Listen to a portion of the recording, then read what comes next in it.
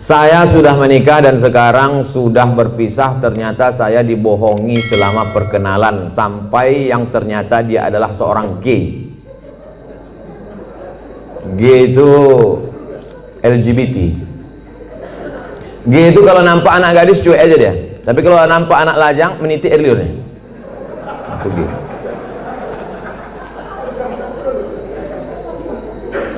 Yang paling banyak gay ini di Thailand. Makanya di sana ada musabaqah gay. Namanya Lady Boy.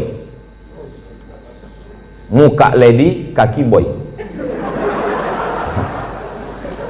Yang paling hebat merubah buah-buah ini itu di Bangkok. Bisa dirubah orang itu, jeruk itu manis luar biasa. Bisa dirubahnya apel, bisa dirubah genetika tanaman, bisa mereka buat. Bisa itu limau jeruk manis itu tak berbiji dibuatnya. Tapi yang lebih hebat, bisa orang pun tak berbiji dibuatnya.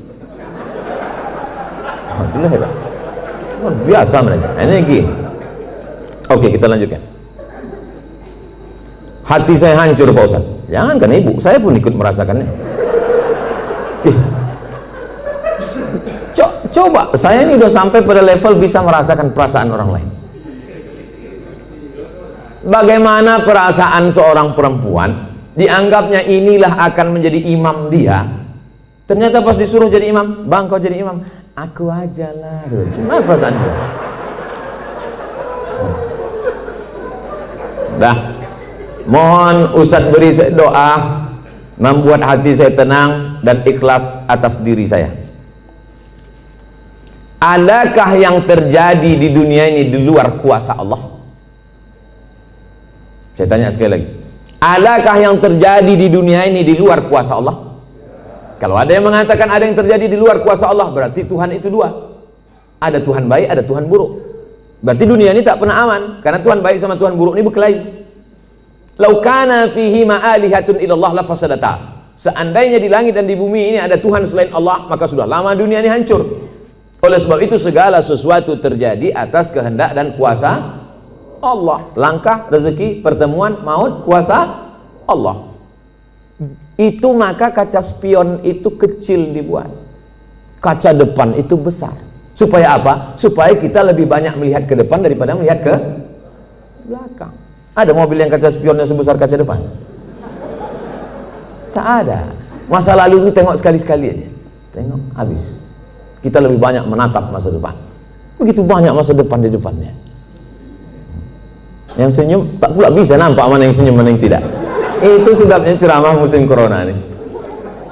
Oleh sebab itu Bapak Ibu yang dimuliakan Allah Subhanahu wa taala, yakinkan bahwa ini adalah sudah selesai, tatap masa depan, maka kita berharap, tidak ada tempat berharap kecuali kepada Allah. Kalau kita emosi, marah-marah, ngamuk-ngamuk, itu meledak-ledak. Marah itu apa definisi marah? Definisi marah itu adalah darah dalam jantung yang mendidih, menggelegak ke atas, mengamuk, mata memerah, bawaan emosi. Tapi kalau dia ditahan, kita tidak marah, muncul sedih. Kalau diluapkan, marah. Kalau tak dilepaskan, sedih. Maka tidak ada yang bisa menghilangkan marah dan sedih kecuali ridha menerima takdir ketetapan Allah Subhanahu wa taala. Itu bagian dari takdir Allah. Karena ibu kan sudah usaha dulu, sudah kenal dengan baik. Ditengok badannya gagah, berotot, kumis melintang. Kan belakangan baru tahu dia melambai. Artinya sudah usaha. Oleh sebab itu ini sudah di luar dari kemampuan kita sebagai manusia. Maka kita yakin bahwa ada Allah yang mengatur kehidupan, ada Allah yang mengatur pertemuan, ada Allah yang mengatur itu semua. Maka banyakkan ibadah. Apa kata Allah dalam Al-Quran? Falya'budu rabb hadzal bait. Banyak-banyaklah kau beribadah kepada Allah. Kalau kau banyak beribadah kepada Allah, at'amahum min ju'. Kalau kau lapar dikasihnya kau makan. Wa amanahum min khauf. Kalau kau cemas dihilangkannya rasa cemas dari dalam hatimu. Hidup ini kalau dipikirkan cemas, berkunang-kunang kepala, sampai jam 2 malam mata tak tidur, nama penyakitnya insomnia, pergi nemui psikolog, psikiater, Pak psikolog saya punya masalah, sudah 2 malam tak tidur-tidur. Psikolog tuh ngangguk-ngangguk aja, psikiater tuh ngangguk-ngangguk aja, diambilnya kertas resep dikasihnya. Ini makan sebelum makan, ini makan setelah makan, ini makan setengah makan, ini makan 3 kali, ini makan 2 kali. Nengok itu bertambah bukan kepala kita. Kalau hidup ini cuma untuk tidur aja, dikasihnya pil tidur. Begitu kita makan, hilang. Begitu dosisnya habis, kumat lagi. Tidak ada cara kecuali banyak beribadah kepada Allah. Idza sa'alta fas'alillah, minta tolong kepada Allah. Tapi ke Makkah nggak bisa Pak Ustaz. Saya mau berdoa di samping Ka'bah nggak bisa Pak Ustaz. Aqrabu ma yakunul 'abdu min rabbih wa huwa sajid. Orang paling dekat dengan Allah ketika sedang bersujud. Allahu Akbar. Saat sujud itulah mengadu kepada Allah. Jangan adu ke kawan. Ngadu ke kawan habis ditumpahkan, besok jadi lawan dibukakannya di medsos. Selesai, tamat riwayat. Mengadu kepada Allah Subhanahu wa taala, meneteskan air mata. Tak ada tempatku mengadu kecuali Engkau ya Allah, tak ada tempatku minta kecuali Engkau ya Allah, tolong aku ya Allah, hasbunallah wa ni'mal wakil, ni'mal maula wa ni'man nasir. Sulitkah bagi Allah mengatur kehidupan kita? Innama amruhu iza arada syai'an ayakula lahu kun. Mudah bagi Allah. Lalu kenapa dibuatnya hidup kita ini sulit? Dia ingin melihat kita merintih di tengah malam bermunajat melelehkan air mata. Itu yang diinginkan Allah dari hambanya yang dia sukai. Oleh sebab itu, tanamkan dalam diri kita, aku dicintai Allah, aku disayangi Allah, aku disukai Allah. Allah menyelesaikan setiap perkaraku, Allah memperhatikan aku, Allah melihat aku, Allah mengatur kehidupanku. Tiap hari dikatakan itu. Makanya selesai sholat kita katakan, la ilaha illallah la syarikalah, lahul mulku wa lahul hamdu, yuhyi wa yumit wa huwa ala kulli syai'in qadir. Hukuman apa sebenarnya untuk seorang homoseks di dunia dan di akhirat? Man ra'aitumuhu ya'malu 'amala qaumi Lut. Siapa yang kamu lihat melakukan perbuatan umat Nabi Lut, faqtulul fa'il wal maf'ul, maka hukumnya adalah hukum mati. Andai diterapkan hukum Islam, itu bencong-bencong itu taubat semua. Begitu dipancung kepala, hilang bencong. Hai katanya, begitu dipancung satu, hai. Tapi tak bisa itu kita laksanakan. Berapa ceramah saya yang dibully oleh bencong-bencong karena ceramah saya tegas, tapi saya tak peduli. Kalau ada yang gini-gini kan ceramah saya, itu banyak bencong. Kalau jantan tentu berani dia langsung kan. Bagaimana hukumnya orang yang telah melanggar sumpah atas nama Allah? La yu'akhidhukumullahu billaghwi fi aymanikum walakin yu'akhidhukum bima kasabat qulubukum. Fakaffaratuhu, kalau ada orang melanggar sumpah, maka cara menebusnya 3. Yang pertama, it'amu asyarati masakin, kasih makan 10 orang miskin. Au kiswatuhum, atau kasih 10 pakaian orang miskin. Au tahriru raqabah, atau membebaskan budak hamba sahaya. Kalau tak sanggup paman majid, siapa yang tak sanggup? Fasyamu salasati ayyam, puasa 3 hari. Maka ibu jangan percaya kalau bapak ini bersumpah sampai mati mah nggak akan nikah lagi. Nah, puasa dia 3 hari selesai.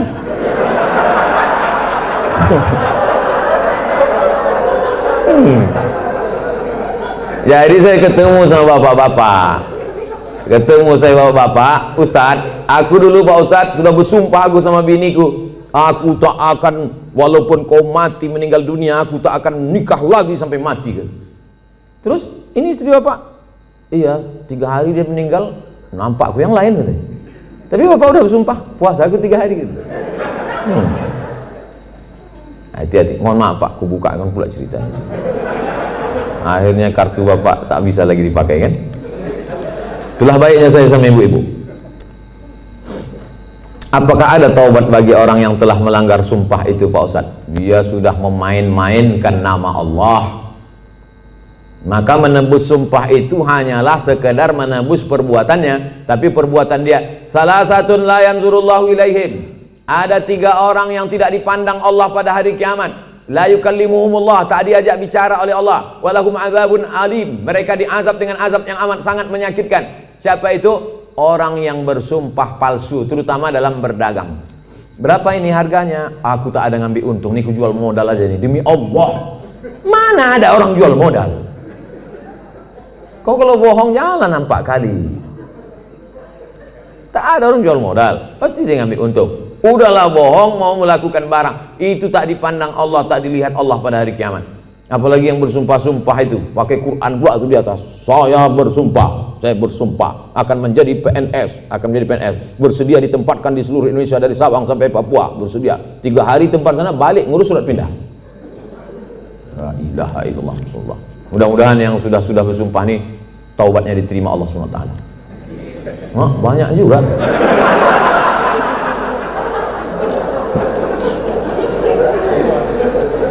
berlalu apa boleh buat? Illa man taba, kalau dia bertaubat, wa amana, beriman, wa amila amalan salihah, taubat nasuha, beriman dengan baik, beramal soleh, ulaika yubaddilullahu sayyiatihim hasanat, maka semua yang buruk-buruk, dosa-dosa yang jelek-jelek dulu insya Allah diganti Allah dengan yang baik-baik. Taubat, mandi taubat, macam mandi wajib, basah semuanya. Kalau tak ada air, keran mati listrik, pergi ke Sungai Deli, terjun situ. Insya Allah kalau dapat yang dalam tuh bukan cuma dosa hilang, kau hilang sekalian. Setelah itu sembahyang sunat taubat, usolli sunnat taubat, raka'ataini lillahi ta'ala, Allahu Akbar, iftitah, habis itu Fatihah, habis itu ayat terserah, apa terserah ayatnya. Qul huwallahu ahad, kata malaikat, kau sembahyang taubat pun qul huwallah juga. Panjanglah sedikit. Bagaimana keadaan orang yang melanggar sumpah jika dia meninggal sebelum taubat, Pak Ustadz? Orang yang mati berdosa, dalam keadaan membawa dosa, mati dia, maka dia masuk neraka dulu, singgah, dicuci, diobok-obok dulu neraka. Panas neraka itu Pak Ustadz, diletakkan batu kerikilnya di tapak kaki, mendidih otak di kepala. Berapa derajat tuh Pak Ustadz? Udah begitu panasnya kau tanya lu gak lagi derajat? Ya belum ka'baihi, sampai ke mata kaki, yaghli bihadi mauhu, hadis riwayat Bukhari, mendidih otak di kepala. Makanya selalu doa kita, Rabbana atina fid dunya hasanah wa fil akhirati hasanah wa qina azaban nar. Insya Allah semua yang hadir ini masuk surga, tak singgah di neraka. Bagaimana pandangan Ustadz ketika seorang pemimpin bertutur kata tak santun, tak bertata krama kepada bawahannya, padahal hakikatnya seorang pemimpin itu harusnya bisa menjadi panutan bagi orang yang dipimpinnya. Kalau kita tak suka, saya kebetulan tidak pimpinan, tapi dulu pernah juga jadi dosen. Satu semester itu kadang 10 kelas. Satu kelas itu isinya 30 orang. Jadi saya memimpin 300 orang. Jadi saya sampaikan di pertemuan pertama, adik-adik mahasiswa sekalian, saya ini orangnya tak suka marah-marah, ngamuk-ngamuk, caci maki, sumpah serapah. Saya punya aturan-aturan. Nilai saya ambil 40% dari mid semester, 40% dari UAS, ujian akhir semester. Ini saya bagi ada 13 makalah. Pertemuan pertama tatap muka, perkenalan, orientasi. Pertemuan nanti berikutnya adalah presentasi makalah. Kalau kalian sedang tidak mood, sedang malas, jangan datang ke kampus, karena aku tak bisa menengok kalian main-main di dalam, main HP. Nah, saya kasih tahu, kalau kalian tak siap makalah, jangan kalian datang. Kalian buat izin, kalian bisa telepon saya, bisa kirim WhatsApp saya. Nah, kita kasih tahu dari awal. Kita yang paling tahu tentang diri kita, apa yang membuat kita marah. Kalau kita pula mau mengasih tahu dia, kasih tahu dengan baik. Jangan kita marah kepada ini, kita lampiaskan ke sini. Qaulun ma'rufun, ucapan yang baik, wa maghfiratun, pemberian maaf, khairun, lebih baik. Pimpinan juga tak bisa marah-marah. Apa titel Bapak tuh? Mudah marah. Nah, oleh sebab itu maka, tapi pemimpin tak boleh pula tak marah. Karena kalau pemimpin tak ada marah, makanya ada punishment, ada hukuman, ada SP1, ada SP2, ada SP3.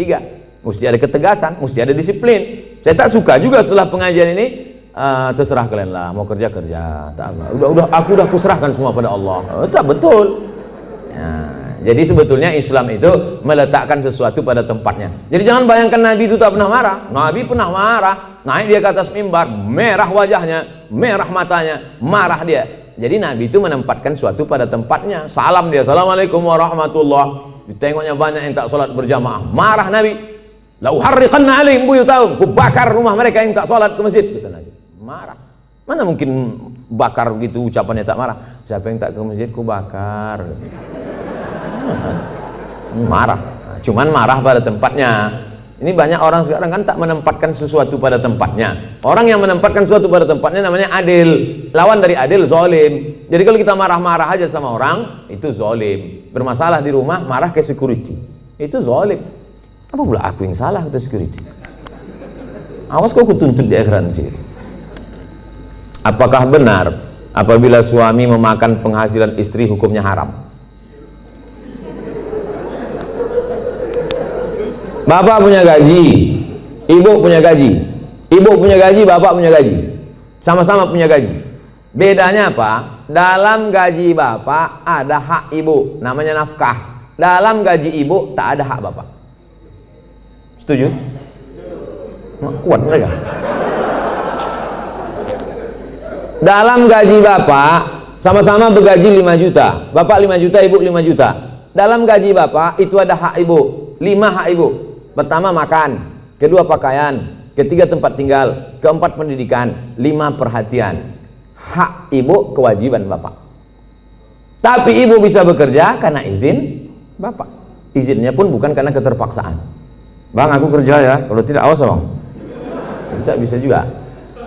Oleh sebab itu ibu punya gaji, ibu punya warisan, ibu punya pendapatan, ibu punya kos-kosan, ibu punya mobil, ibu punya sodako, ibu punya kocan, ibu punya angkot, ibu punya motor. Itu milik ibu. Kalau ibu meninggal, 50% untuk bapak. Kalau ada anak, 25%. Artinya ibu punya harta. Lalu kemudian ketika ibu mau bersedekah, ibu tidak minta izin ke bapak. Sebetulnya ibu tak perlu minta izin karena itu punya ibu. Tapi ibu sebagai orang yang beretika, bermoral, berakhlakul karimah, ibu ngomong, kulo nuwun, kata orang Jawa, bang, aku mau menyantuni anak yatim di sana. Jadi duit gajiku ini ku pakai. Bapak tinggal ngangguk aja. Gitu. Dan ibu tak boleh bertandang tenteng. Kau mau kemana? Aku mau menyantuni anak yatim di sana. So kau tanya, ini kan gaji aku. Nah, pertanyaannya, apakah haram bapak memakan hasil gaji ibu itu? Harta bapak berpindah kepada saya sebab apa? Jual beli. Sebab apa? Pinjam meminjam. Sebab apa? Sodakoh. Sebab apa? Infak. Sebab apa? Wakaf. Bisa duit ibu itu berpindah ke bapak, apa sebabnya? Akadnya itu apa? Nah, sodakoh. Sodakoh dia. Udah nggak? Selesai itu dah. Bang, ini gajiku bang, ini duitku bang. Tapi kan aku tengok abang susah kali, ini ku kasih abang sodakoh. Biar jangan apa kali ya bang, ini ambil.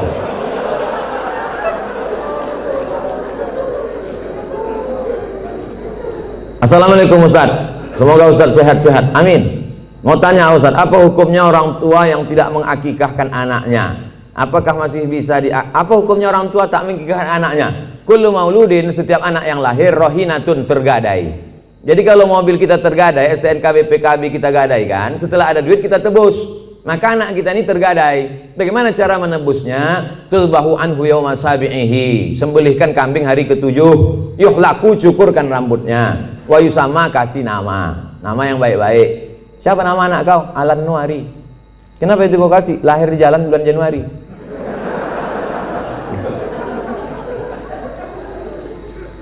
Kasih nama yang baik-baik, cukurkan rambutnya karena itu rambut kotor di dalam. Lalu kemudian sembelihkan kambing hari ke-7. Tak ada duit hari ke-7, hari ke-14. Tak ada duit hari ke-14, hari ke-21. Lewat 21 tak usah tengok tanggal lagi. Setahun, 2 tahun, 3 tahun, 5 tahun, taman SD, taman SMP, taman SMA. Tapi kalau dia udah semester 2, hanya potong kambing aja. Tak usah potong rambut lagi. Tak pula diayun pakai marhaban.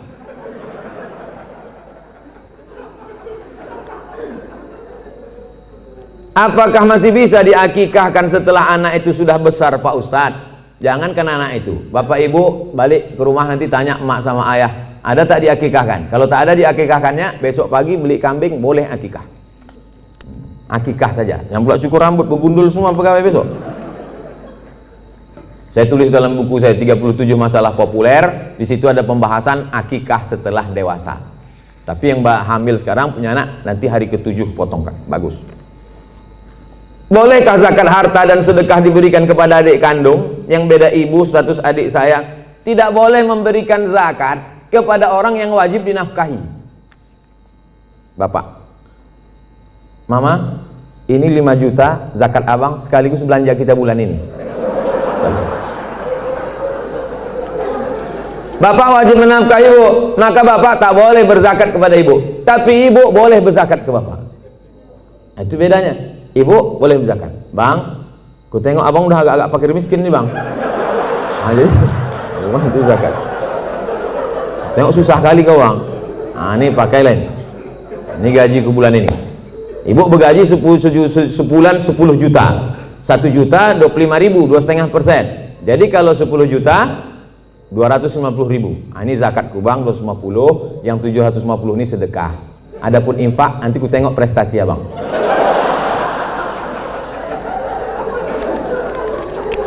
Nah, kaedahnya tak boleh berzakat pada orang yang wajib kita nafkahi. Tak boleh berzakat kepada anak. karena anak itu wajib kita nafkahi. Nah sekarang adik, apakah adik itu wajib kita nafkahi? Tidak. Yang wajib dinafkahi itu siapa? Istri, anak, cucu, mertua, orang tua, yang hubungan langsung. Itu yang wajib kita nafkahi. Orang yang tak wajib kita nafkahi boleh kita kasih zakat. Kalau kita bersedekah pada orang jauh, nilainya 1 sedekah. Tapi kalau kita bersedekah pada orang dekat, nilainya 2. 1 sedekah, 1 lagi silaturahim. Tapi banyak orang tak mau sedekah ke keluarga dekat. Kalau sedekah sama orang lain, kok kenapa tak sedekah sama saudara? Payah saudara nih Pak Ustadz, dikasih sikit-sikit kali kata dia. Bagaimana menghadapi suami yang berselingkuh?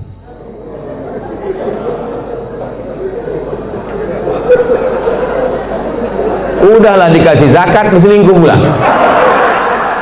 Ilaha illallah. Parah kali orang Medannya. Ibu punya wali 6 orang. Jadi bukan ibu memanggil bapak itu dengan membawa centong, sini bang, bukan gitu. Ibu punya wali 6 orang. Pertama ayah, yang kedua atuk opung, yang kedua abang ayah, yang ketiga adik ayah, yang keempat abang. Yang pertama ayah, yang kedua datuk opung, yang ketiga abang, yang keempat adik laki-laki, yang kelima abang ayah, yang keenam adik ayah. 6 wali ibu itulah yang menyelesaikan ini. Maka dipanggilnya lah, setan, sini kau sebentar. Orang berselingkuh itu mesti gitu manggilnya. Tak pula kita panggil, kepada menantu kami silakan datang. Mana naiklah tengkuk dia. Kalau ada yang polisi, tentara situ, cabutkan pistol, letakkan di atas meja tuh, pang, letakkan, biar tahu dia. Walaupun tak ada pelornya. Ku dengar kau udah selingkuh. Kemarin tertangkap screenshot SMS. Ini dia kan, ini foto perempuan tu kan. Kau jangan macam-macam.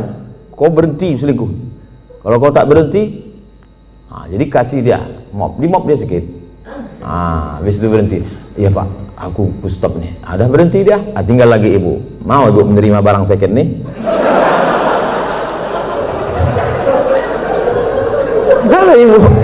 Kata ibu, Pak Ustadz, aku ikhlas menerima dia Pak Ustadz. Tak bisa aku berpindah ke lain hati Pak Ustadz. Terimalah dia.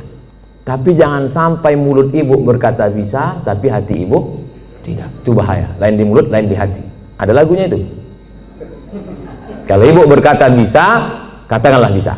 Tapi kalau katakan tidak, katakan tidak. Karena banyak perempuan berkata mulutnya bisa, tapi pas begitu jalan bersama terbayang dia selingkuhan siapa sih. Itu menjadi masalah. Hidup ini singkat bu. Hidup ini singkat. Jangan sampai gara-gara ini terpengaruh kepada sholat ibu, ibadah ibu, kerja ibu. Oleh sebab itu pikirkan baik-baik. Kalau bisa, bisa. Ambil waktu agak seminggu, 2 minggu, 3 kali Jumat. Aku berpikir dulu. Gimana? Selesai? Apa pendapat pandangan Ustadz terhadap pandemik COVID-19 yang sekarang terjadi dan bagaimana menyikapinya? Itulah yang kuceramahkan sejam tadi.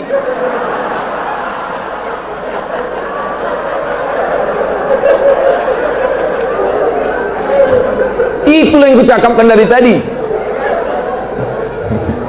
Mungkin pertanyaan ini ditulis sebelum tadi datang diserahkan ke panitia. Jadi sebetulnya sudah terjawab. Kalau tak terjawab juga, tinggal tonton aja Ustadz Abdul Somad Official Channel. Subscribernya udah 1 juta. Mana tahu nanti dicarinya yang mana channel itu yang ada 1 juta subscriber. Jika kita mengetahui bahwa pasangan hidup kita telah mengikuti ajaran Syiah, apa yang harus kita lakukan? Apa hukumnya? Perbedaan kita dengan Syiah ini 5. Yang pertama, Syiah wajib mengimani imam 12. Sedangkan rukun iman kita 5. Antumina billah wa malaikatihi wa kutubihi wa rusulihi wa yaumil akhir wa biqadri khairihi wa syarrihi. Sedangkan dia ada rukun imannya lagi, beriman kepada imam yang ke 12 imam. Siapa yang tak percaya kepada imam 12 kafir. 2, mereka mencaci maki sahabat Nabi. Karena kata mereka setelah Nabi meninggal itu mestinya penggantinya Sayyidina Ali. Lalu kata mereka Abu Bakar dengan Umar itu merampas khilafah Ali. Dan sahabat yang lain diam melihat kebatilan. Maka sahabat-sahabat Nabi itu kata mereka kafir. Yang ketiga, kata mereka ada Quran yang disebut dengan Mushaf Fatimah. Tebalnya 3 kali lipat daripada Quran ada kamu sekarang. Kenapa buktinya musabaqah tilawatul Quran mereka pakai Quran yang ada sekarang? Kata mereka, sebelum Imam Al-Qaim, mereka menunggu imam yang ke-12. Imam yang ke-12 itu katanya bersembunyi di Sirdab, di bukit di Irak, dalam terowongan.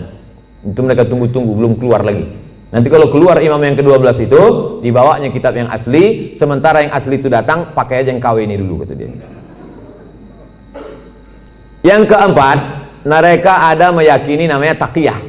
Taqiyah itu kalau di tengah orang ahlu sunnah, pura-pura dia ahlu sunnah. Kalau di sini banyak Muhammadiyah, pura-pura dia Muhammadiyah. Kalau di sini banyak Al-Wasliyah, pura-pura dia Al-Wasliyah. Kalau di sini banyak NU, pura-pura dia NU. Kalau di sini banyak ahlu sunnah, dia bilang Sunni. Kau ini Syiah apa Sunni? Aku Sunni. Kalau kebetulan banyak Syiah, kau sunnah apa Syiah? Aku Syiah. Kalau kebetulan situ 50-50, kau sunnah apa Syiah? Aku Susi. Susi, sunnah Syiah. Yang kelima, mereka ini menghalalkan nikah mut'ah. Nikah mut'ah itu bagian dari akidah, keyakinan. Mut'ah itu artinya enak, mut'ah itu artinya nikmat. Nikah mut'ah itu nikah kontrak. Jadi boleh nikah kontrak. Aku nikah mut'ah sama engkau dari jam 5 pagi sampai jam 5 sore dengan mahar 50.000 tunai, sah. Dalam Islam tak boleh nikah mut'ah. Oleh sebab itu inilah perbedaan, 5 perbedaan menurut Syekh Ali Jum'ah, ulama besar. Kita berpegang teguh dengan ahlus sunnah wal jamaah. Kalau ada suami ibu atau istri bapak yang ikut golongan ini, ajak dia balik, bawa dia ke ketua MUI, bawa dia ke dokter Ardiansah Sekum MUI, supaya diceramahi dia, dibalikkan kepada ahlus sunnah wal jamaah. Karena tak mungkin bisa bersama. Antara NU Muhammadiyah masih bisa, antara Al-Wasliyah dengan Muhammadiyah masih bisa, karena masih sama ahlus sunnah wal jamaah. Apakah sah sholat jika kita tak tahu arti bacaan sholat tersebut? La sholat liman lam yaqra bi fatihatil kitab. Tak sah sholat kalau tak baca Fatihah. Apakah disyaratkan tahu artinya? Tidak. Tahu secara global saja. Allahu akbar kabira walhamdulillahi katsira subhanallahi bukratan wa asila. Tahu secara global. Apalah arti doa iftitah itu? Allah Maha besar. Selebihnya yang kau tanya aku, macam tak ada lagi pertanyaan lain. Nah, gitu cara jawabnya kalau kita tak tahu. Habis itu Fatihah. Fatihah secara umum tahulah kita. Alhamdulillah rabbil alamin, arrahmanir rahim, maliki yaumiddin, iyyaka na'budu wa iyyaka nasta'in, ihdinas siratal mustaqim, siratal ladzina an'amta 'alaihim ghairil maghdubi 'alaihim waladdallin. Ayat begitu juga. Qul huwallahu ahadun illahus samad lam yalid wa lam yulad wa lam yakul lahu kufuwan ahad. Jadi andai tak tahu artinya tetap sah. Tapi kita berusaha untuk tahu. Maka belilah Quran yang ada terjemahnya. Ada terjemahnya, ada tajwidnya, ada asbabun nuzulnya, ada tafsirnya. 250.000. Jangan tawar-tawar lagi. Harga sepatu 500. Sepatu yang menjaga tapak kaki dari tai ayam 500 harganya. Quran yang menjaga diri dari api neraka. Quran waktu akad nikah dulu. Diletakkan di ruang tamu dalam peti kaca. Setiap tamu datang ke situ macam nengok kucing. Mana yang lebih diutamakan, ibu atau istri? Ibu-ibu mesti berkata, aku milik suamiku, suamiku milik ibunya. Banyak yang mengangguk. Yang tak mengangguk ragu dia. Aku milik suamiku, suamiku ini milik emaknya. Ibu kenal bapak ini kan setelah dia kerja, setelah dia 22 tahun, setelah dia tamat, setelah dia kuliah, setelah dia punya duit. Dulu waktu tapak kakinya 2 jari, panjangnya sejengkal, kenal ibu sama dia? Mana kenal? Oleh sebab itu muliakan dia dengan memuliakan ibunya. Bapak juga begitu. Bapak muliakan ibu bapak di depan istri bapak. Kehormatan, kemuliaan.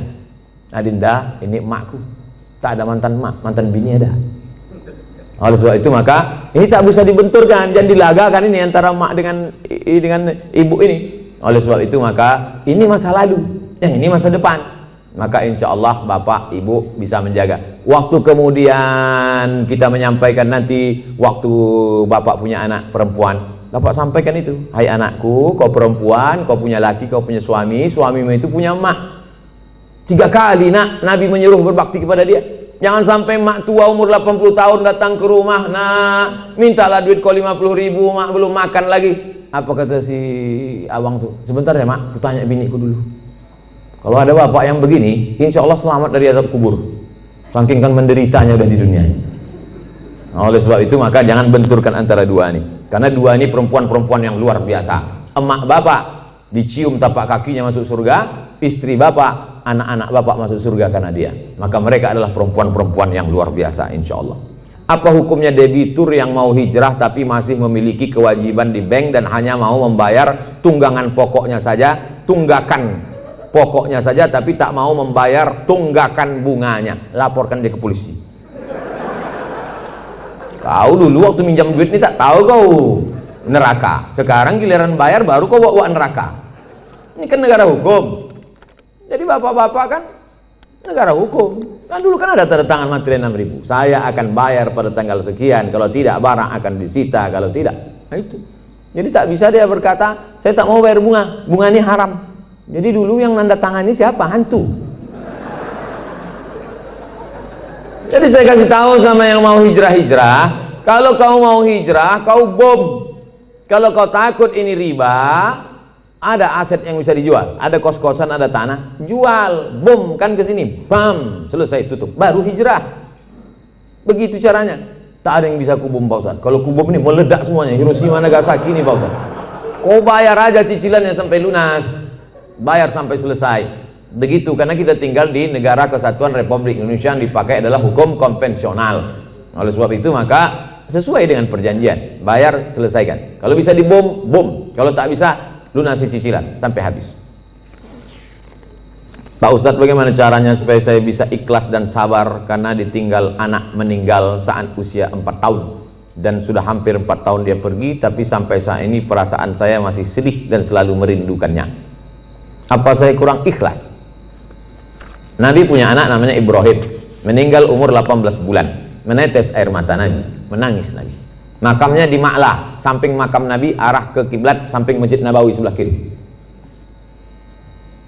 Amatardo ya Rasulullah, apakah kau tak ridho anakmu meninggal ya Rasulullah? Kata Nabi, aku ridho. Kalau kau ridho, kenapa kau menangis? Air mata kasih sayang. Makanya kalau sekedar menangis, jangan larang. Kalau ada ibu-ibu menangis, kata Nabi, da'hunna, biarkan mereka Umar, biarkan mereka menangis. Yang tak boleh itu meratap itu, oh Allah, nggak boleh. Selama lidah tak bergerak, selama tangan tak bergerak, hanya tetesan air mata boleh. Tapi kalau sudah mulut bergerak, mengapalah anakku, kenapa tak anak dia? Lalu kemudian, laisa minna man darabal khudud wa syaqqal juyub. Bukan umat Muhammad SAW siapa yang memukul-mukul pipi, menarik-narik rambut. Itu tak boleh. Tahan tangan, tahan lidah. Ini yang pertama. Yang kedua, tak ada yang bisa menenangkan hati ini selain zikir dan baca Quran. Asal teringat kepada anak buah hati belayan jiwa itu, buka Quran, hatamkan Quran dari Al-Fatihah, Al-Baqarah, buka Quran digital baca. Asal terasa rindu, ingat bayangannya segala macam, ingat Quran. Yang kedua, banyak sedekah, sedekah ke masjid. Saya mengenal almarhumah emak sudah setahun 4 bulan, orang tua sampai hari ini.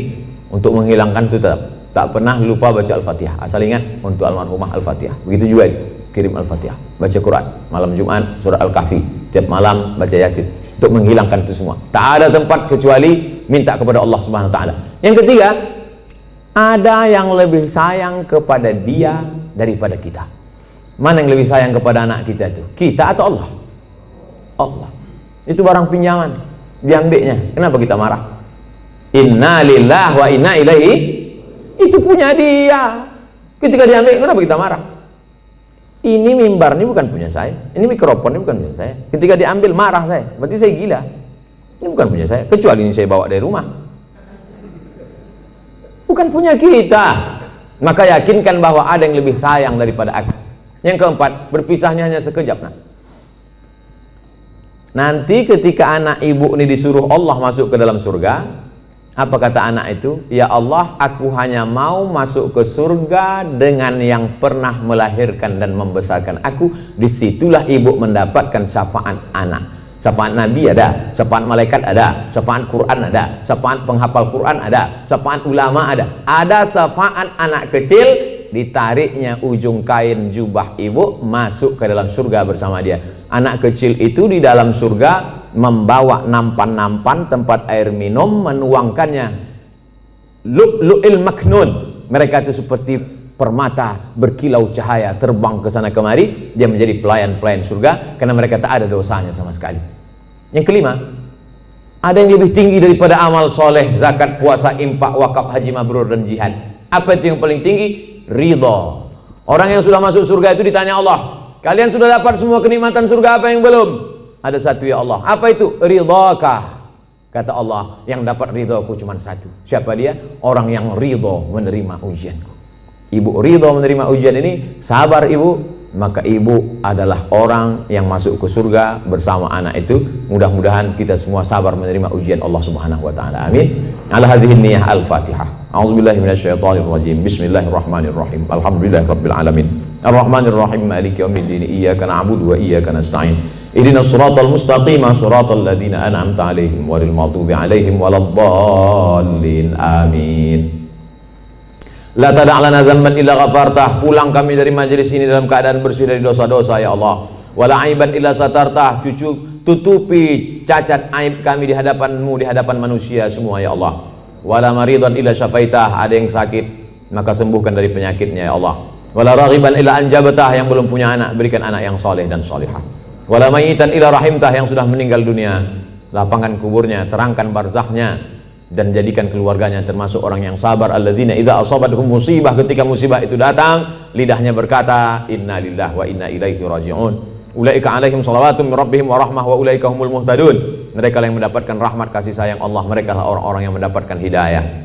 Allahumma dafa'na al-wala wal waba wal fasya wal riba wal zina wal munkar. Angkat malapetaka bencana bil khusus wabah Covid-19 ini dari negeri kami, bil khusus dari Sumatera Utara ini ya Allah.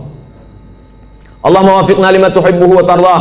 Tanamkan taufik dan ridhamu dalam hati kami supaya kami beramal dengan amal yang Kau cintai dan Kau ridhai ya Allah. Allahumma rzuqnal istiqamata ala syariatil gharra wa tariqatil bayda. Berikan kami istiqamah supaya kami mati dalam keadaan husnul khatimah. Allahumma ja'al akhira kalamina inda intihai ajalina. Ketika ajal kami sampai, saat malaikat maut mencabut nyawa kami, jadikan yang terakhir keluar dari mulut kami la ilaha illallah Muhammadur Rasulullah sallallahu alaihi wasallam. Rabbana atina fid dunya hasanah wa fil akhirati hasanah wa qina adzabannar. Wa sallallahu ala sayyidina wa maulana Muhammad wa ala alihi wa sahbihi wasallam walhamdulillahi rabbil alamin. Taqabbalallahu minkum minna wa minkum taqabbal ya karim. Selama lebih kurang 90 menit kita bersama, banyak tutur kata menyinggung perasaan tak berkenan di hati. Saya mohon maaf kepada Bapak Dewan Komisaris, Bapak-bapak Direktur, para karyawan, pegawai semuanya. Insya Allah kita semua selalu menjaga iman dan Islam. Mohon maaf, terima kasih. Wassalamualaikum warahmatullahi wabarakatuh.